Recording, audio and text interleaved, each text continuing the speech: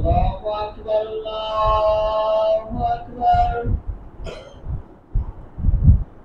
الله أكبر الله أكبر أشهد أن لا إله إلا الله أشهد أن لا إله إلا الله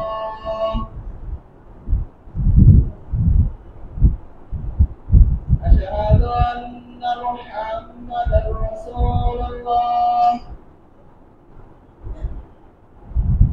أشهد أن محمدا رسول الله حي على الصلاة حي على الصلاة حي على الفلاح حي على الفلاح الله أكبر الله أكبر لا إله إلا الله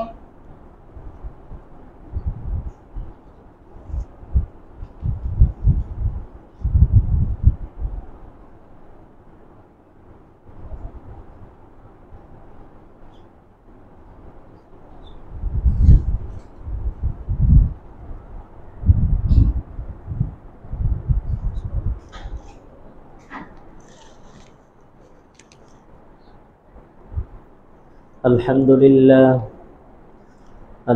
لله نحمده ونستعينه ونستغفره ونعوذ بالله من شرور أنفسنا ومن سيئات أعمالنا من يهده الله فلا مضل له ومن يضلله فلا هادي له ونشهد أن لا إله إلا الله وحده لا شريك له ونشهد أن محمدا عبده ورسوله أما بعد فإن خير الحديث كتاب الله وخير الحدي حدي محمد وشر الأمور محدثاتها وكل محدثات بدعة وكل بدعة ضلالة وكل ضلالة في النار أما بعد فأعوذ بالله من الشيطان الرجيم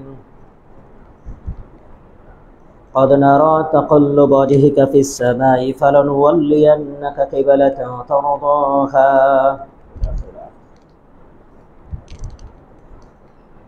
সমস্ত প্রশংসা সমস্ত সিফতসান সমস্ত তারিফ সমস্ত শুকরিয়া সমস্ত গুণগান সেই মহান আল্লাহ পাক রব্বুল আলামিনের জন্য যার অশেষ মেহেরবানিতে অশেষ রহমতের বিনিময়ে সুস্থ সবল শরীরে পবিত্র দিনে পবিত্র স্থান মসজিদে উপস্থিত হতে পেরেছি এজন্য বলি আলহামদুলিল্লাহ। আর সালাম ও শান্তি বর্ষিত হোক সর্বশ্রেষ্ঠ নবী সর্বশ্রেষ্ঠ রাসূল সর্বশ্রেষ্ঠ আদম সন্তান যার দেখানো রীতিনীতি পথ পন্থা অনুসরণ অনুকরণ করলেই যার আদর্শকে নিজের জীবনে বাস্তবায়ন করলেই পরকালে জান্নাত পরকালে সুপারিশের আশা করা যায় সেই সর্বশ্রেষ্ঠ নবী সর্বশেষ নবীর উপরে শান্তির ধারা বর্ষিত হোক সকলেই বলি সাল্লাল্লাহু আলাইহি ওয়াসাল্লাম। সম্মানিত উপস্থিতি, আজকের এই সংক্ষিপ্ত সময়ে আমরা সংক্ষিপ্ত একটি বিষয় নিয়ে কথা বলার চেষ্টা করব ইনশাআল্লাহুল আজিজ। আর তা হচ্ছে ফিলিস্তিনকে ভালোবাসবো কেন। অর্থাৎ আমাদের মধ্যে অনেকেই কতিপয় মানুষ এই কথাটা বলার চেষ্টা করে ফিলিস্তিন নিয়ে আমাদের মাথা ব্যথা হবে কেন, আমরা তাদের নিয়ে এত আলোচনা এত অধ্যয়ন করব কেন, আমাদের এত মায়া কান্না দেখাতে হবে কেন। এরকম কিছু কথা আমরা শুনতে পাই। এজন্য আমাদের নিজেদেরও জেনে রাখা দরকার, ফিলিস্তিনের প্রতি আমাদের মায়া, আমাদের মহাব্বত, আমাদের ভালোবাসাটা কেন হওয়া জরুরি, কেন ফিলিস্তিনের প্রতি আমাদের ভালোবাসা জন্মানো উচিত, ভালোবাসা থাকা প্রয়োজন। আমরা খুব সংক্ষিপ্তভাবে কয়েকটা পয়েন্টে শুধু একটা উদ্ধৃতি দিয়ে আমরা কয়েকটা বিষয়ে কথা বলার চেষ্টা করব। আমরা অবাক হই, আমাদের এই অল্প বয়সের জীবনে আমরা খুব অবাক হই। পৃথিবীর ইতিহাসে যত নির্যাতন একটা কওম, একটা জাতি অন্য একটা কওম, অন্য একটা গোত্রকে নির্যাতন করেছে, ইতিহাস অনেক। একটা রাষ্ট্রপ্রধান, সরকার প্রধান তার জাতির উপরে নির্যাতন করেছে। একটা দেশ পার্শ্ববর্তী দেশের উপরে শক্তি প্রয়োগ করে তাদের উপরে নির্যাতন করেছে। এরকম ইতিহাস আমরা অনেক জানি, আমরা শুনেছি, ইতিহাসের পাতায় আমরা সেটা দেখি। কিন্তু ফিলিস্তিনের ইতিহাসটা একটা ব্যতিক্রম পর্যায়ে। একটা শিশু ঘুমাতে পারছে না বোমার আওয়াজে, ওই আওয়াজে সে ঘুম থেকে জাগ্রত হচ্ছে। বাসায় ঘুমানো তো দূরের কথা, হসপিটালের বেডে ঘুমানো তার কাছে নিরাপদ নয়। হসপিটালের বেডেও দূরের কথা, একটা ধ্বংসস্তূপের পাশে বসে থাকাও তার কাছে নিরাপদ নয়। একটা ফিলিস্তিনি পরিবার ইফতারিতে খাদ্য হিসেবে গ্রহণ করছে লতা পাতার কোনো, মানে গাছের কোনো লতা পাতা, অথবা তার কোনো জুস তৈরি করে সেটা তারাও খাচ্ছে, সাহারিতে খাচ্ছে অথবা ইফতারিতে খাচ্ছে। এটা আমরা দেখে আসছি। গোটা আশেপাশে সব ধ্বংসস্তূপ, বিল্ডিং এর পরে বিল্ডিং একেবারে মাটির সাথে মিশে গেছে। পাশে বসে আছে, কান্না করছে ছোট্ট ছোট্ট নাবালক শিশু। পাশে যে শিশুটা কান্না করছে, এর আর অভিভাবক, এর আর পরিবার বলতে দুনিয়াতে আর কেউ নাই। এরকম চিত্র আমরা বহু দেখেছি এই দীর্ঘদিন যাবত। অল্প বয়সের এই জীবনে, আপনার এই হায়াতের জিন্দিগিতে আপনি যেটা দেখে আসছেন, যেটা থামছে না, এটা নিয়ে কারো কোনো মাথা ব্যথা নেই, এটা নিয়ে কারো কোনো কথা নেই। আরেকটা বিষয়ে খুব অবাক হওয়া লাগে, আমাদের একটা অভ্যাস আছে। অভ্যাসটা কি? একটা আলোচিত বিষয় নিয়ে আমরা কথা বলবো 2 দিন, 3 দিন, 5 দিন, 7 দিন, 10 দিন, 15 দিনের দিনে আমরা আর ওই বিষয় নিয়ে কথা বলি না। মানে একটু বুঝিয়ে বলি, বুঝতে পারবেন। ফিলিস্তিন নিয়ে আজ থেকে 1 মাস কি 1.5 মাস আগে গোটা দেশব্যাপী খুব আলোড়ন তৈরি হয়ে গেল। পত্র পত্রিকায়, মিডিয়াতে, মসজিদের মেম্বারে, ওয়াজের মাঠে, বক্তৃতায়, সব জায়গায় শুধু ফিলিস্তিন ফিলিস্তিন ফিলিস্তিন, সমস্ত জায়গায় শুধু ফিলিস্তিন। কিন্তু আজকে 1 মাস 1.5 মাসের ব্যবধানে ফিলিস্তিন নিয়ে আর কোনো মেম্বারে কথা হয় না। কতিপয় হতে পারে, মানে যেটা তখন হয়েছিল ওই পরিমাণে। ওয়াজের মাঠে আর কথা হয় না, পত্র পত্রিকায় আর লেখালেখি নেই। তার মানে ফিলিস্তিনের নির্যাতন কি বন্ধ হয়েছে? হয়নি। কিন্তু আমরা থেমে গেছি, মানে আমরা থেমে গেছি। এটা আমাদের একটা অভ্যাস। ট্রান্সজেন্ডার কিছুদিন আগে আলোচিত একটা বিষয় ছিল। ট্রান্সজেন্ডার মসজিদের মিম্বারে আলোচনা হলো, ওয়াজের মাঠে আলোচনা হলো, পত্র পত্রিকায় আলোচনা হলো, মিডিয়াতে আলোচনা হলো।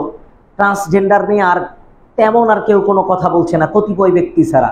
তার মানে ট্রান্সজেন্ডারের মতবাদ কিন্তু দূর হয়নি। আমরা থেমে গেছি, আমরা চুপসে গেছি, আমরা থেমে গেছি। অনুরূপ ফিলিস্তিন নিয়ে আমরা নির্দিষ্ট একটা সময়ে কেউ ব্যবসা বাণিজ্য করে নিয়েছে, কেউ নির্দিষ্ট সময়ে কথা বলে ফেমাস খ্যাতি অর্জন করেছে। ফিলিস্তিন নিয়ে কেউ নিজে শ্রোতাদের সামনে মায়া কান্না দেখিয়ে তার মর্যাদা বৃদ্ধি করে নিয়েছে মানুষের সামনে।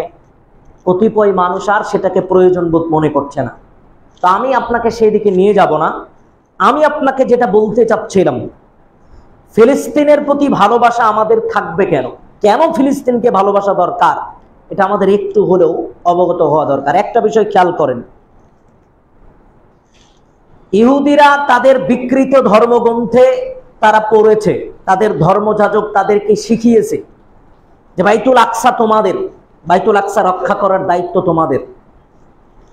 বিকৃত ধর্মগ্রন্থে তারা শিখেছে বাইতুল আকসা তাদের, এই জন্য আমরণ তারা বাইতুল আকসাকে নিবে।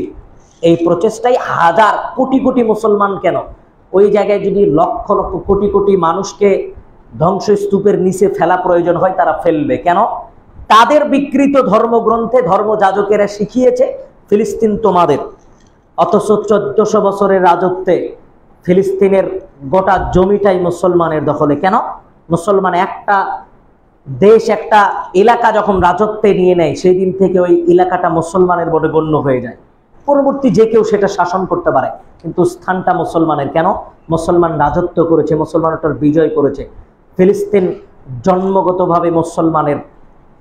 এটা নিয়ে অনেক কথা বলা যায়। আমি আপনাকে যেটা বলতে চাচ্ছিলাম, ইহুদিদের আকীদা যে ফিলিস্তিন তাদের, এটা তাদের ধর্মগ্রন্থে বর্ণিত আছে, যদিও বিকৃত ধর্মগ্রন্থ, এটা তাদের আকীদা।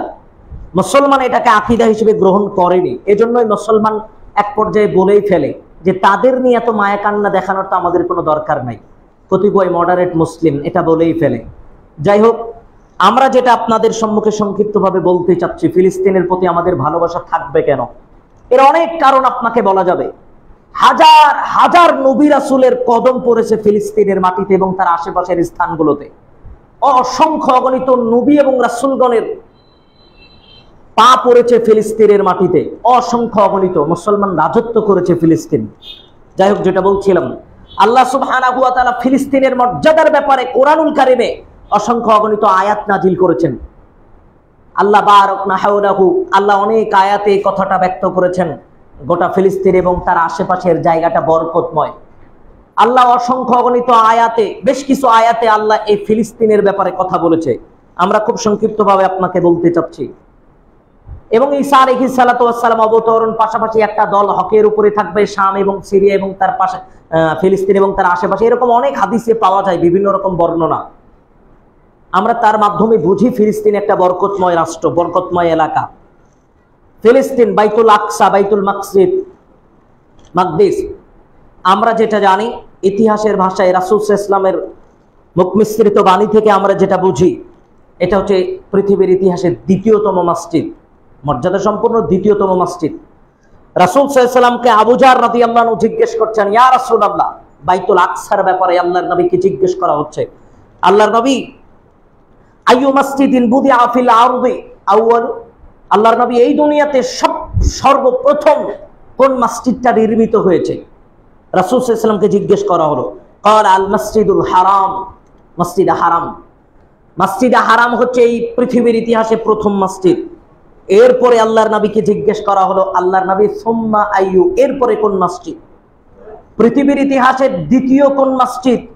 এবার আল্লাহর নবী রাসূল সাল্লাল্লাহু আলাইহি ওয়াসাল্লাম বলছেন, ক্বাল আল মসজিদুল আকসা। মসজিদুল আকসা হচ্ছে পৃথিবীর ইতিহাসের দ্বিতীয়তম মসজিদ, যেই মসজিদটা দখল করার জন্য আপনার নাকের ডগায় ইহুদিরা আপ্রাণ প্রচেষ্টা চালিয়ে লক্ষ লক্ষ শিশু, লক্ষ লক্ষ মানুষকে হত্যা করছে নির্বিঘ্নে, নির্বিচারে। অত্যাচারের স্টিম রোলার চালিয়ে তারা সেটা দখল করার আপ্রাণ প্রচেষ্টায় নিযুক্ত আছে। আমরা খুব সংক্ষিপ্ত করে বলবো। আল্লাহর নবীকে জিজ্ঞেস এটাও করা হলো, আল্লাহর নবী, কামা বাইনাহুমা, এই দুই মসজিদের নির্মাণের ভিতরে কতদিনের পার্থক্য হতে পারে? রাসূল সাল্লাল্লাহু আলাইহি ওয়াসাল্লাম বললেন, 40 সানাতান, 40 বছর। মসজিদুল হারাম এবং মসজিদুল আকসা নির্মাণের ভিতরে মাত্র 40 বছরের ব্যবধান। বাইতুল আকসা আপনার পৃথিবীর ইতিহাসে দ্বিতীয়তম নির্মিত মসজিদ। এর ব্যাপারে আল্লাহর নবী আরো কিছু কথা বলেছেন। আমরা খুব সংক্ষিপ্ত করে কয়েকটা পয়েন্ট বলার পরে মূল আলোচনায় যাব। তার মানে আমরা বুঝলাম বাইতুল আকসা হচ্ছে পৃথিবীর ইতিহাসে দ্বিতীয়তম মসজিদ, যেটা নিয়ে আপনার কোনো মাথা ব্যথা নাই। কে দখল করলো, কি করলো না করলো, আমরা তাদের জন্য একটু দোয়া করবো, এরকম সময় আমাদের হাতে নাই। এবার দ্বিতীয় কথা, রাসূল সাল্লাল্লাহু আলাইহি ওয়াসাল্লাম মেরাজের রাত্রির ঘটনা আমরা যারা জানি, মেরাজের রাত্রির ঘটনা আল্লাহ সুবহানাহু ওয়া তাআলা স্পষ্ট ভাষায় বলছেন, সুবহানাল্লাযী আসরা বিআবদিহি লাইলাম মিনাল মাসজিদিল হারাম ইলাল মাসজিদিল আকসা। আল্লাহ সুবহানাহু ওয়া তাআলা, আমরা মিরাজের ইতিহাস জানি, আমি বিস্তারিত বলবো না। আল্লাহ সুবহানাহু ওয়া তাআলা স্পষ্ট ভাষায় বলছেন, স্পষ্ট ভাষায় মসজিদুল হারাম থেকে মসজিদুল আকসা পর্যন্ত যেই বিবরণ, মিরাজের রাত্রির যে ঘটনা আল্লাহ সুবহানাহু ওয়া তাআলা বর্ণনা করেছেন। আল্লাহ নবী রাসূল সাল্লাল্লাহু আলাইহি ওয়াসাল্লাম ইমামতি করলেন, সমস্ত নবী এবং রাসূল তার পিছনে সালাত আদায় করলেন। এই যে ইতিহাস, আমরা এই আয়াত দ্বারাও যেটা বুঝতে পারি, বারাকনা হাওলাহু, আল্লাহ বলছেন এই মসজিদুল আকসা, এই ফিলিস্তিন মসজিদুল আকসার এই চতুর্পাশ, এই আশেপাশের জায়গাগুলো বরকতময়, আল্লাহর নিকটে বরকতময়। বারাকনা হাওলাহু, আল্লাহর নিকটে বরকতময় এই স্থান। এই স্থানটা মুসলমানের জন্য বরকতময় একটা জায়গা, যেটা নিয়ে আজকে আপনার আমার কোনো মাথা ব্যথা নাই। আমরা মনে করছি এটা নিয়ে তো আমাদের কথা বলার কোনো দরকার নাই। এই মসজিদুল আকসা অর্থাৎ ফিলিস্তিন আল্লাহর নিকটে বরকতময়। বারাকনা, আল্লাহর নিকটে বরকতময়। আমরা যেটা বলতে চাচ্ছিলাম, দ্বিতীয় নাম্বার যে বৈশিষ্ট্য বলতে চাচ্ছিলাম, রাসূল সাল্লাল্লাহু আলাইহি ওয়াসাল্লামের মেরাজের যে ঘটনা, মসজিদুল হারাম থেকে বাইতুল আকসা পর্যন্ত ইতিহাস আমাদের জানা। আমরা এই আয়াত দ্বারা যেটা বুঝি, বাইতুল আকসা এবং ফিলিস্তিন মুসলমানের নিকটে একটা বরকতময় স্থান হিসেবে পরিচিতি লাভ করবে। তারপরে তৃতীয় নাম্বার, আমরা সবাই আজও আমরা সালাত আদায় করছি আমাদের কিবলার দিকে দাঁড়িয়ে, যেটা আমরা কিবলা হিসেবে গ্রহণ করেছি। আমরা কিবলার দিকে দাঁড়িয়ে মুখ করে সালাত আদায় করি। মুসলমান হিসেবে এটা আমাদের একটা পদ্ধতি, আমরা সেই দিকে হয়ে সালাত আদায় করব, অন্য দিকে নয়। এই মুসলমানের দীর্ঘদিনের কেবলা ছিল বাইতুল আকসা, দীর্ঘদিনের কেবলা, প্রথম কেবলা। মুসলমানের প্রথম কেবলা বাইতুল আকসা, বাইতুল মাকদিস ছিল, যেটা আপনি আজকে আজও আপনি যার কোনো গুরুত্ব মর্যাদা আপনার নিকটে নাই। কেউ বলেছে 17, কেউ বলেছে রাসূল সাল্লাল্লাহু আলাইহি ওয়াসাল্লামের অর্থাৎ শাওয়াল মাসের কত তারিখ পর্যন্ত বলা হয়, রাসূল সাল্লাল্লাহু আলাইহি ওয়াসাল্লাম মদিনায় আসার পরেও কেউ বলেছে 16-17 মাস পর্যন্ত বাইতুল মাকদিসকে বাইতুল আকসার দিকে হয়ে মুসলমান সালাত আদায় করেছে। হিজরির একেবারে শুরুর দিক থেকে শুরু করে বাইতুল আকসা নির্মিত হওয়ার পরের অনেক দিন পর্যন্ত, এই রাসূল সাল্লাল্লাহু আলাইহি ওয়াসাল্লামের জীবদ্দশায় পর্যন্ত, মদিনায় অবতীর্ণ হওয়ার পর পর্যন্ত মুসলমান এটাকে প্রথম কিবলা হিসেবে গ্রহণ করেছিল। আল্লাহ এই কথাটাও ব্যক্ত করেছেন কোরআনুল কারীমে 2 নম্বর সূরায় 144 নম্বর আয়াতে। আল্লাহ স্পষ্ট ভাষায় বলছেন, কদ নারা তাকাল্লুবা ওয়াজহিকা ফিস সামাই ফালানুওয়াল্লিয়ান্নাকা কিবলাতান তারদাহা। আল্লাহ তার নবীকে বলছেন, ও নবী, তুমি বারবার আসমানের দিকে তাকাও, আপনি বারবার আসমানের দিকে তাকান, আমি বুঝি যে আপনি কি চাচ্ছেন, আমি আপনাকে সেটা দিয়ে দিলাম। অর্থাৎ আজ থেকে আল্লাহ স্পষ্ট ভাষায় বলছেন, তুমি আজ থেকে আপনি বাইতুল হারামের দিকে তাকিয়ে সালাত আদায় করেন। আল্লাহ আদেশ দিয়ে দিলেন। আমি যেটা আপনাকে আয়াত দিয়ে বোঝাতে চাচ্ছিলাম, এটার অনেক ঘটনা দেখেন। আল্লাহ সুবহানাহু ওয়া তাআলা তার নবীকে কত ভালোবাসেন। নবীর পূর্ববর্তী নবী রাসূলগণের নিকটে যেটাকে প্রথম কিবলা হিসেবে, রাসূল সাল্লাল্লাহু আলাইহি ওয়াসাল্লাম মুসলমানেরাও যেটাকে প্রথম কিবলা হিসেবে গ্রহণ করলো, আল্লাহ সুবহানাহু ওয়া তাআলা তার নবীকে বললেন, ঠিক আছে, তুমি বারবারের দিকে আসমানের দিকে তাকাচ্ছ, আপনি বারবার আসমানের দিকে তাকাচ্ছেন যে চাহনি নিয়ে, আমি সেই চাহনিটা আপনাকে দিয়ে দিলাম। আজ থেকে কিবলা হিসেবে আপনি আপনার মসজিদকে গ্রহণ করে নেন, তাকিয়ে পড়ে নেন। মানে এটা আল্লাহর কাছে কত মর্যাদা আপনি হিসাব করেননি। রাসূল সাল্লাল্লাহু আলাইহি ওয়াসাল্লাম আল্লাহ তাকে কত ভালোবাসতেন। দেখেন, আল্লাহর ভালোবাসাটা অত্যন্ত বড় একটা নিয়ামত মুসলমানের নিকটে, যেটা অনেকের নিকটে মর্যাদা নাও হতে পারে। সাহাবায়ে কেরাম, অনেক কিছু সাহাবায়ে কেরামের ইতিহাস পাওয়া যায়। ওই যে একজন অন্ধ সাহাবী, আল্লাহর নবী তাকে বললেন, তার নাম ধরে ডেকে বললেন যে আল্লাহ সুবহানাহু ওয়া তাআলা তোমার ব্যাপারে কোরআনুল কারীমে আয়াত অবতীর্ণ করেছে। অর্থাৎ ওই যে আব্দুল্লাহ ইবনে উম্মে মাকতুম, কুরাইশরা আলোচনা করছিল যে এই ঘটনা, আবাসা ওয়া তাওয়াল্লা, এটার ইতিহাস পড়বেন। তখন এই কথাটা শোনার পরে আব্দুল্লাহ ইবনে উম্মে মাকতুম অঝরে কান্নারত অবস্থায় পড়ে গিয়েছিলেন। কেন? যে আল্লাহ আমার ব্যাপারে কোরআনুল কারীমে কথা বলেছেন, অথচ আমি একজন সামান্য অন্ধ মানুষ। যাই হোক, আমি সেদিকে যেতে চাচ্ছি। আমি যেটা আপনাকে বলতে চাচ্ছি, আল্লাহ তার নবীকে কতটুকু ভালোবাসতেন, এটার হিসাব আপনি এই আয়াত দিয়ে একটু হলে অনুভব করতে পারবেন। আল্লাহ বলছেন, কদ নারা তাকাল্লুবা ওয়াজহিকা ফিস সামাই ফালানুওয়াল্লিয়ান্নাকা কিবলাতান তারদাহা। আল্লাহ সুবহানাহু ওয়া তাআলা বলছেন, এই আয়াত দ্বারা আমরা যেটা বুঝি, মুসলমান ওই দিন পর্যন্ত তার কেবলা হিসেবে বাইতুল আকসাকে গ্রহণ করেছিল। মুসলিমের প্রথম কেবলা ছিল বাইতুল আকসা, বাইতুল মাকদিস। আজকে যেটার বিষয়ে আপনার আমার কোনো মাথা ব্যথা নাই, যেটা ইহুদিরা দখলের আপ্রাণ প্রচেষ্টা চালাচ্ছে, যার কারণে ইহুদিরা লক্ষ লক্ষ শিশু, লক্ষ লক্ষ মুসলিমকে হত্যা করছে, অত্যাচারের স্টিম রোলার চালাচ্ছে, সেই বাইতুল মাকদিস আপনার প্রথম কেবলা, মুসলিমের প্রথম কেবলা, আমার প্রথম কেবলা হিসেবে স্বীকৃতিপ্রাপ্ত ছিল, মুসলিমের প্রথম কেবলা হিসেবে ছিল। শুধু সেই দিনের প্রথম কেবলা এটা নয়, পৃথিবীর ইতিহাসে 3টা মসজিদ সফর করার ব্যাপারে আল্লাহর নবী হাদিস বর্ণনা করেছে। 3টা মসজিদের সফর ব্যতীত কেউ যদি অন্য মসজিদে নেকির আশায় সফর করে তাহলে তার কোনো প্রতিদান নেকি আল্লাহ দিবেন না। সফর যদি নেকির আশায় সফর করা হয়, ওই মসজিদে যাব তাহলে নেকি অর্জন, নেকি বেশি পাওয়া যাবে ওই মসজিদে সালাত আদায় করলে, এরকম কেউ যদি ইচ্ছা পোষণ করে তাহলে সে নেকি কোনো নেকি পাবে না। কিন্তু সহিহুল বুখারীর 1889 নাম্বার একটা হাদিস বর্ণিত হয়েছে।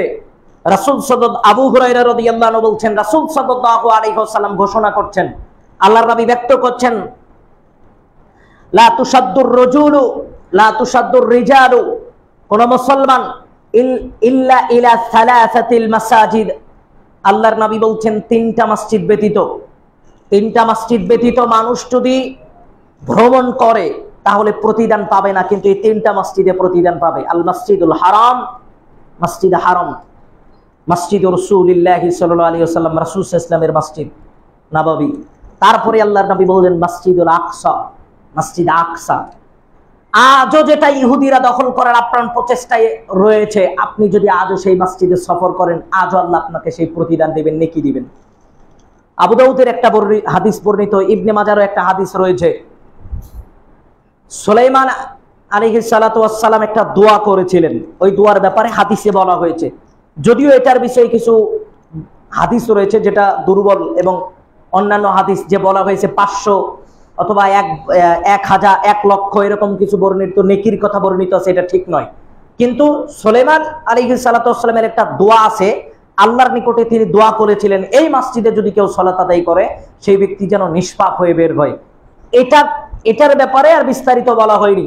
আমি আপনাকে যেটা বলতে চাচ্ছি, মসজিদুল আকসার ব্যাপারে আজও যদি আপনি মসজিদুল আকসাতে সালাত আদায় করেন, আল্লাহ সুবহানাহু ওয়া তাআলা আপনাকে প্রতিদান দিবেন, নেকি দিবেন আপনার আমলনামায়। পৃথিবীর ইতিহাসে 3টা মসজিদে ভ্রমণ করলে আল্লাহ প্রতিদান দিবেন, নেকি দিবেন। তার মধ্যে একটা মসজিদ হচ্ছে বাইতুল আকসা, বাইতুল মাকদিস। আজও যেটা ইহুদিরা আপ্রাণ প্রচেষ্টায় আছে, দখল করার প্রচেষ্টায়। আমি আপনাকে যেটা বলতে চাচ্ছিলাম, বোঝানোর চেষ্টা করছিলাম এটাই। আজ আমরা বলি ফিলিস্তিনের প্রতি আমাদেরকে মায়া কান্না দেখাতে হবে কেন, অথচ আমরা মুসলমান, আমরা এই কথা বলি। কিন্তু আপনি খেয়াল করা দরকার, আপনার হিসাব করা দরকার। অসংখ্য অগণিত নবী এবং রাসূল, কেহ জন্মগ্রহণ করেছে দূরে কোথাও, পরবর্তীতে ফিলিস্তিনে এসেছে। কেহ ফিলিস্তিনিতে জন্মগ্রহণ করেছেন, পরবর্তীতে প্রয়োজন বোধে অন্য এলাকায় চলে গেছেন। অসংখ্য অগণিত নবী রাসূলের কবর রয়েছে ফিলিস্তিন এবং তার আশেপাশের এলাকাগুলোতে। আজও অসংখ্য অগণিত নবী রাসূলের কবরস্থান ওই সমস্ত জায়গায়, অথবা ফিলিস্তিনে অথবা তার আশেপাশেই রয়েছে, হয়তোবা আমাদের জানা নাই, কিন্তু কবর হয়েছে। ইতিহাস যেটা বোঝা যায়, অসংখ্য অগণিত নবী রাসূলের কবর ওখানে হয়েছে। আমি আপনাকে যেটা বোঝাতে চাচ্ছিলাম, খুব কয়েকটা পয়েন্ট নিয়ে আমি কথা বলতে চাচ্ছিলাম। তার মূল কথাটা এটাই, আমরা আজকে বলি, আমরা আজকে এক পর্যায়ে বলেই ফেলি যে আমাদেরকে তাদের প্রতি আমাদের মায়া কান্না দেখাতে হবে কেন, যে না মুসলমান। ফিলিস্তিনের ইতিহাস আপনি পড়েন, আজই গিয়ে একটু বাড়িতে ফিলিস্তিনের ইতিহাস পড়েন। ফিলিস্তিন কারা, ফিলিস্তিনি কারা, বাইতুল মাকদিস কোন মসজিদ, বাইতুল আকসা কাদের, বাইতুল আকসা মুসলিমের সাথে বাইতুল আকসার সম্পর্ক কি, ফিলিস্তিনের সাথে বাইতুল আকসার মুসলমানের সম্পর্ক কি, এটা আপনাকে একটু হলেও বাড়িতে দেখতে হবে। রাসূল সাল্লাল্লাহু আলাইহি ওয়াসাল্লাম বলছেন, আল্লাহ সুবহানাহু ওয়া তাআলা বিচারের ময়দানে বলবেন, আইনাল মুতাহাব্বুনা বিজালালি, কোথায় আমার ওই সমস্ত মানুষ যারা আমি আল্লাহ আমার জন্য মানুষকে ভালো, অপর মুসলমানকে ভালোবেসেছে। আল্লাহ বিচারের ময়দান আহ্বান করবেন, ডাকবেন, আইনাল মুতাহাব্বুনা বিজালালি, কোথায় আমার ওই সমস্ত মানুষ যারা আমি আল্লাহ আমার জন্য অপর মুসলমানকে ভালোবেসেছে। আল্লাহ কি করবেন? উযিল্লুকুম ফি যিল্লি ইয়াওমা লা যিল্লা ইল্লা যিল্লুহু, আল্লাহ বিচারের ময়দানে বলছেন সেই দিন কোনো ছায়া থাকবে না, আমি আল্লাহ ওই সমস্ত মানুষগুলোকে ছায়া দান করব। কাদেরকে? যারা আমি আল্লাহ আমার জন্য অপর মুসলমানকে ভালোবেসেছে। একজন মুসলমানের প্রতি আরেকজন মুসলমানের অন্তরে ভালোবাসা থাকবে, ভালোবাসা জন্মাবে, এটা মুসলিম হিসেবে আপনার বৈশিষ্ট্য। একটা নাবালক শিশু, যেই শিশুটা আজও দুনিয়া বুঝতে পারেনি, দেখেন গোটা দুনিয়াতে কত মানবাধিকার কর্মী, কত মানবাধিকার সংগঠন, কত কিছু এই দুনিয়াতে বিরাজ করছে, অথচ ফিলিস্তিন নিয়ে কথা বলবে এরকম প্রয়োজন মনে হয় কারো নিকটে পড়ছেই না। প্রয়োজনই নাই, মনে করছে মানুষ এটা নিয়ে প্রয়োজন নাই। এখন আপনি আমি বলতে পারি, হুজুর আপনি যে বললেন ফিলিস্তিন আমাদের প্রাণপ্রিয় জায়গা, বাইতুল আকসা আমাদের প্রথম কিবলা, বাইতুল আকসার প্রতি আমাদের মায়া মহাব্বত, কিন্তু আমরা কি করব? জি, আপনি অন্তত তাদের জন্য আল্লাহর কাছে 2 ফোঁটা চোখের অশ্রু ঝরান। কিছুই করতে পারেন না, একটা সালাতে সেজদায় 2 ফোঁটা চোখের অশ্রু ঝরান। আল্লাহকে অন্তত বলেন, আল্লাহ আপনার পক্ষ থেকে যেটা ভালো হয় আপনি দ্রুত একটা ফাইসালা দিয়ে দেন, যেটা ভালো। যদি তাদের ধ্বংস করতে হয়, ইহুদিদের ধ্বংস করতে হয়, তাহলে করেন, অন্য কোনো মাধ্যম দিয়ে হলেও আপনি এটার ফাইসালা করে দেন। আপনি তাদের জন্য একটু 2 ফোঁটা চোখের অশ্রু ঝরান। আরে আপনার সন্তান, কত মায়া কত মোহাব্বত আপনার সন্তানের প্রতি, আপনার ফজরে ডেকে দেন না কেন? ফজরে ডেকে দিলে ওর ঘুম ভেঙে যাবে। এই শীতের মধ্যে তাকে আবার ফজরে উঠাবো, সারা রাত কারেন্ট বিদ্যুৎ ছিল না, সলাতের সময়, এখন এই ফজরের সলাতের কিছুক্ষণ আগে বিদ্যুৎ আসলো, সারা রাত ছেলেটা ঘুমাতে পারেনি, এখন আবার ঘুম থেকে জাগ্রত করব। কত মায়া কত মোহাব্বত কত ভালোবাসা। অথচ ফিলিস্তিনের শিশু হসপিটালের বেডে আছে, রক্ত ঝরছে শরীর থেকে, মাথা থেকে, অঙ্গ প্রত্যঙ্গ বিকৃত হয়ে গেছে, বোমার আঘাতে তাদের অঙ্গ প্রত্যঙ্গগুলো আর ঠিক নেই। হসপিটালে কে নিয়ে যাবে, কে নিয়ে যাচ্ছে, সে তার আত্মীয় কিনা, সে তার সঙ্গে কোনো সঙ্গী কিনা, সে জানেই না সে কে তাকে হসপিটালে নিয়ে গেল। আমরা তো ভিডিও ফুটেজে দেখছি, ছোট্ট একটা শিশু আরেকটা শিশুকে কোলে করে নিয়ে যাচ্ছে। মানে এই দুনিয়াতে ওর আর কেউ নাই ওই ভাই ছাড়া, ছোট্ট ভাই আরেক ভাইকে কোলে করে নিয়ে চলে যাচ্ছে। এটা নৃশংস একটা অবস্থা, একেবারেই করুণ একটা অবস্থা আমরা দেখতে পাচ্ছি। আমরা বলি, আমাদেরকে প্রশ্ন করা হয়, এত ফিলিস্তিন নিয়ে কথা বলার দরকার কি? এটা বলা হয়, মুসলমান একটা মুসলিম হিসেবে অপর মুসলমানের প্রতি তার মায়া মোহাব্বত ভালোবাসা থাকা দরকার, মুসলিম হিসেবেও থাকা দরকার। আর ফিলিস্তিন তো আল্লাহর নিকটে বরকতময় জায়গা, ফিলিস্তিন তো রাসূলের নিকটে বরকতময় জায়গা, ফিলিস্তিন মুসলমানের প্রথম মর্যাদা কিবলা হিসেবে মর্যাদাপূর্ণ একটা জায়গা ছিল, প্রথম কিবলা হিসেবে। ফিলিস্তিনে অসংখ্য অগণিত নবী রাসূলের যাতায়াত, ফিলিস্তিনে অসংখ্য নবী রাসূলের আশেপাশে কবর রয়েছে। ফিলিস্তিনকে কেন্দ্র করে ইসলাম আপনাকে অনেক মর্যাদার কথা বলেছে। আর আজকে আমরা ফিলিস্তিন নিয়ে 2 মিনিট চিন্তা ভাবনা করব, সেটা নিয়ে একটু আল্লাহর কাছে কান্নাকাটি করব, তাদের এই করুণ পরিবেশের জন্য আল্লাহর কাছে কাঁদবো, এই সময়টুকু আমাদের নাই। একটা ছেলে হেঁটে যাচ্ছে, আশেপাশে সব ধ্বংসস্তূপ, বিল্ডিং এর পরে বিল্ডিং, সব জমিনে মিশে গেছে। কাঁদতে কাঁদতে চোখের অশ্রু ফেলতে ফেলতে মাঝখান দিয়ে, 2 বিল্ডিং এর মাঝখান দিয়ে চলে যাচ্ছে। মানে সে কোথায় যাবে? এই দুনিয়াতে সে কোথায় যাবে, কি খাবে? আরে আমাদের দায়িত্ব কি? আমাদের দায়িত্ব বলতে কোনো জিনিস আমরা কাঁধে নেওয়ার চেষ্টা করি না, আমরা ভাবি না যে আমাদের অন্তত 2 ফোঁটা চোখের পানি তাদের জন্য ফেলা দরকার। আমি অনেকগুলো তালিকা লিস্ট আপনাকে বলতে পারতাম, কেন আপনি ফিলিস্তিনকে ভালোবাসবেন, কেন ফিলিস্তিনের প্রতি আপনার মহব্বত ভালোবাসা থাকা দরকার। আমি আপনাকে সংক্ষিপ্ত সময়ে আজকের এই সংক্ষিপ্ত আলোচনায় আপনার কাছে উদ্যত আহ্বান যেটা রাখতে চাচ্ছি, মুসলিম হিসেবে ফিলিস্তিনের প্রতি অন্তরের দিক থেকে একটু মায়া মহাব্বত ভালোবাসা আপনার থাকা দরকার। এই জন্য আপনি প্রয়োজন বোধে পদক্ষেপ নেবেন, যেটা আপনার সামর্থ্যে কুলায়, যেটা আপনি করতে পারেন। কিছুই করতে পারেন না, 2 ফোঁটা চোখের অশ্রু নির্জনে ফেলা আপনার নিকটে সক্ষম, আপনি সক্ষম ব্যক্তি। না হলেও 2 ফোঁটা চোখের অশ্রু আল্লাহর নিকটে ফিলিস্তিনিদের জন্য 2 ফোঁটা চোখের অশ্রু ফেলতে আপনি সক্ষম, আপনি ফেলতে পারবেন। এটাতে তো আপনাকে কেউ বাধা দিবে না। না হলেও 2 রাকাত সালাত ফিলিস্তিনিদের জন্য আল্লাহর কাছে কান্নাকাটি করার জন্য আদায় করতে পারেন, তাদের পরিবেশটা যেন একটু সুন্দর হয়। আল্লাহর নিকটে দোয়াটুকু আপনি করতে পারবেন। আল্লাহ সুবহানাহু ওয়া তাআলা আমাদেরকে কবুল করুন, আল্লাহুম্মা আমিন। ফিলিস্তিনিদের জন্য আমাদের দোয়া এতটুকুই, আল্লাহ সুবহানাহু ওয়া তাআলার নিকটে যেটা ভালো মনে হয় আল্লাহ দ্রুত সেই ফয়সালাটা করে দেন, আল্লাহুম্মা আমিন। আল্লাহ সুবহানাহু ওয়া তাআলা যারা অসুস্থ, যারা হসপিটালের বেডে, যারা রক্ত ঝরাচ্ছে, আল্লাহ বয়স নির্ধারিত বয়সে হলে, উপনীত বয়সে উপস্থিত হলে আল্লাহ যেন তাদের ধৈর্য ধারণ করার তৌফিক দান করে, আল্লাহুম্মা আমিন। আল্লাহ যেন তাদের আবাসস্থল খাদ্যের ব্যবস্থা করে দেন, আল্লাহুম্মা আমিন। অপর মানুষগুলো, আশেপাশে রাষ্ট্রগুলো তাদের প্রতি মায়া মহাব্বত ভালোবাসা যেন আল্লাহ তাদের অন্তরে ঢুকিয়ে দেয়, আল্লাহুম্মা আমিন। আমাদের ভিতরেও যেন তাদের প্রতি মায়া মহাব্বত ভালোবাসা আল্লাহ সুবহানাহু ওয়া তাআলা ঢুকিয়ে দেয়, আল্লাহুম্মা আমিন। ওয়া আখিরু দাওয়ানা আলহামদুলিল্লাহি রাব্বিল আলামিন। আলহামদুলিল্লাহি ওয়াহদাহু ওয়াসসালাতু ওয়াসসালামু আলা মান লা নাবিয়্যা বা'দা, আম্মা বা'দ। আজকে সংক্ষিপ্ত আলোচনায় আমরা মূলত যে বিষয় নিয়ে কথা বলার চেষ্টা করছিলাম তা হচ্ছে ফিলিস্তিনকে ভালোবাসবো কেন।